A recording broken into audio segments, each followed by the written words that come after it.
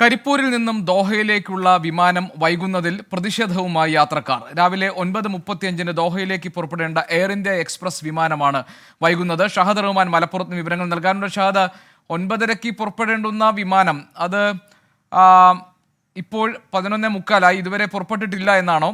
എന്താണ് ഈ വിമാനം വൈകുന്നതിനുള്ള കാരണം എന്താണെന്ന് യാത്രക്കാരെ ഈ എയർ ഇന്ത്യ എക്സ്പ്രസ് അധികൃതർ അറിയിച്ചിട്ടുണ്ടോ? വിവരം എന്തൊക്കെയാണ്? ഗോപി, ഈ വിമാനം ഇതുവരെ കരിപ്പൂർ വിമാനത്താവളത്തിൽ എത്തിയിട്ടില്ല എന്നുള്ളതാണ് ഏറ്റവും പ്രധാനപ്പെട്ട കാര്യം.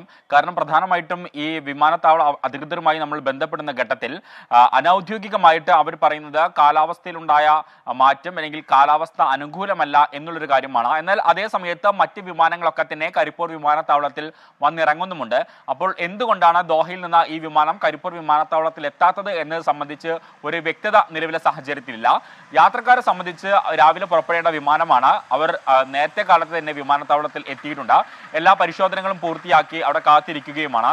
എന്നിട്ടും വിമാനം എടുക്കാതായ പശ്ചാത്തലത്തിലാണ് പ്രതിഷേധവുമായി യാത്രക്കാർ എത്തിയിട്ടുള്ളത്. നിലവിലെ സാഹചര്യത്തിൽ ഇപ്പോൾ ലഭ്യമാകുന്ന വിവരം അനുസരിച്ച് 5:40 ഈ വിമാനം പുറപ്പെടുക എന്നുള്ളൊരു കാര്യമാണ്. പക്ഷേ എപ്പോൾ വിമാനം കരിപ്പൂർ വിമാനത്താവളത്തിൽ എത്തും, വിമാനം എന്തുകൊണ്ടാണ് എത്താതിരുന്നത് എന്നത് സംബന്ധിച്ച് ഒരു വ്യക്തത നിലവിലെ സാഹചര്യത്തിൽ ലഭ്യമല്ല. അനൌദ്യോഗികമായിട്ട് പറയുന്നത് കാലാവസ്ഥ അനുകൂലമല്ലാത്തത് കൊണ്ടാണ് എന്നൊരു വിശദീകരണമാണ്.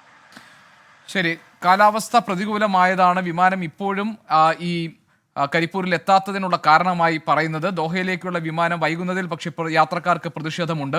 9:35 ദോഹയിലേക്ക് പുറപ്പെടേണ്ട എയർ ഇന്ത്യ എക്സ്പ്രസ് വിമാനമാണ് ഇങ്ങനെ അനന്തമായി വൈകിക്കൊണ്ടിരിക്കുന്നത്. ഷഹദ് റഹ്മാനാണ് മലപ്പുറത്ത് നിന്നും വിവരങ്ങൾ നൽകിയത്.